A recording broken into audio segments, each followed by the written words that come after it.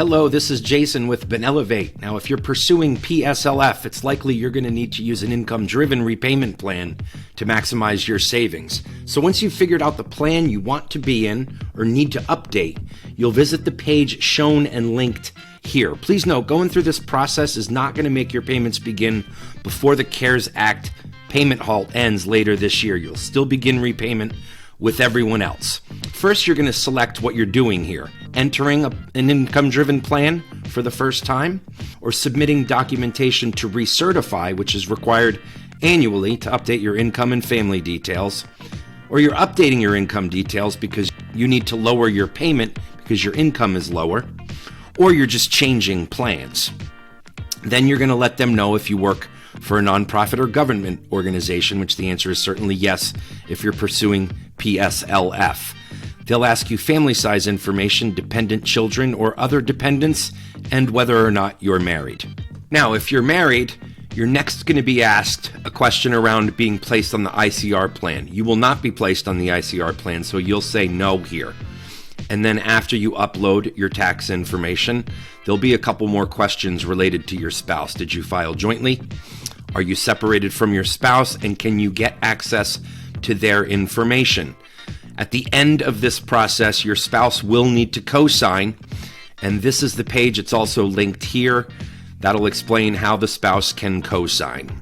Next, assuming you'll be using your most recent tax filing to establish your income-driven payments, you'll continue here to upload your tax information directly from the IRS website. Make sure that you use the address and personal information that was current when you filed your taxes if anything's changed since then. Now, once your details are uploaded, you'll be asked about tax filing, and if your income has significantly decreased since you filed your last federal tax return. You'll only answer yes here if you don't have income now or your current income is lower than your tax return shows. This is also an option for borrowers who file separately from their spouses in a community property state if their IRS return shows more income than their individual salary. If you do check yes here, you'll then be asked if you have taxable income. If not, you'll have a zero payment in this income-driven repayment plan.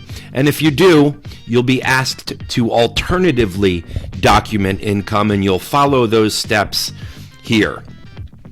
Next, you'll be asked to provide your debt and income, which you can just estimate here, and then the state that you live in. The options below here are intended to provide outcomes for each of the plans. Since we've likely already determined your optimal repayment plan, you can just scroll down to choose the recommended payment plan here. I'll choose revised pay as you earn and move forward. Then you'll confirm or update your personal information and certify and sign it. You'll be notified when the application is complete, and your loan servicer will begin billing based on your application once repayment resumes. We hope this has been helpful, and you can contact your loan servicer directly with any administrative questions. Thanks.